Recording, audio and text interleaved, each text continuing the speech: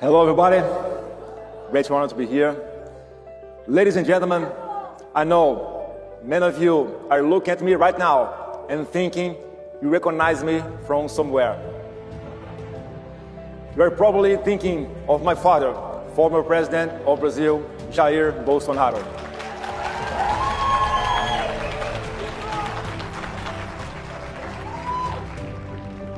Here he is with Donald Trump at the White House in 2019. They called him the Trump of the tropics because he was loved by the people and cared their values without mincing words. And here, he's last week in the hospital where he spent his 71st birthday under arrest, sentenced to 27 years in prison, imprisoned for corruption. Like all Latin American leaders? No. Imprisoned and convicted for 27 years, the rest of his life, by lawfare, almost identical to what Donald Trump suffered here in America. The formal charge is similar to what President Donald Trump faced, insurrection. Sound familiar? But the real reason is the same. The greatest political leader in my country sits is in prison for defending our conservative values without fear and opposing the system with everything he had. My father fought against COVID tyranny. He fought against drug cartels. He fought against global elite interests, against the radical environmental agenda, against the woke agenda that destroys families, that above all, he fought for freedom. But they tried to assassinate him, just like they tried to do with Donald Trump. They could not do it. And now, he's in prison, just like Donald Trump would be if you had not fought successfully to save him. We, Brazilians, are still fighting.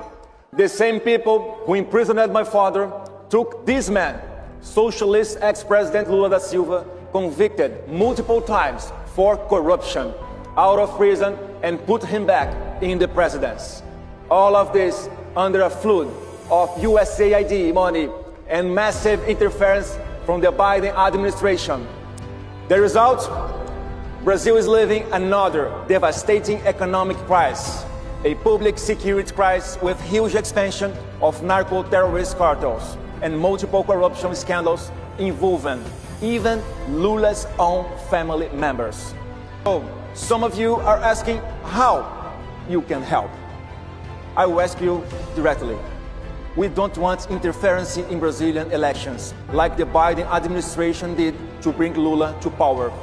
As I said, I'm going to win because it's the will of my people. But for that will to be preserved, we need free and fair elections. And this is a great challenge.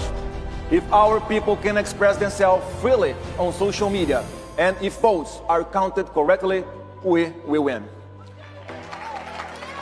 My appeal here, not only to the United States, but to the entire free world, is this: watch Brazil's elections with enormous attention. Learn and understand our process. Monitor our people's freedom of expression and apply diplomatic pressure so that our institutions function properly.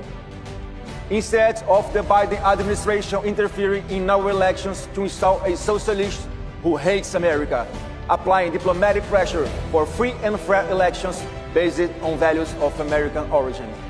That's a good chance of foreign policy for the region, right?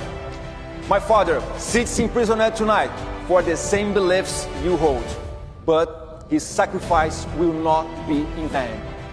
Next year, when I return to this stage as President of Brazil, we won't just be celebrating another election victory.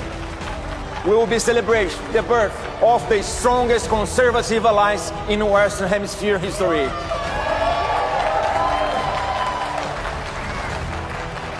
The beginning of a new era, where freedom wins, where our children and hemisphere worth defending. God bless America. God bless Brazil. Thank you so much. Obrigado.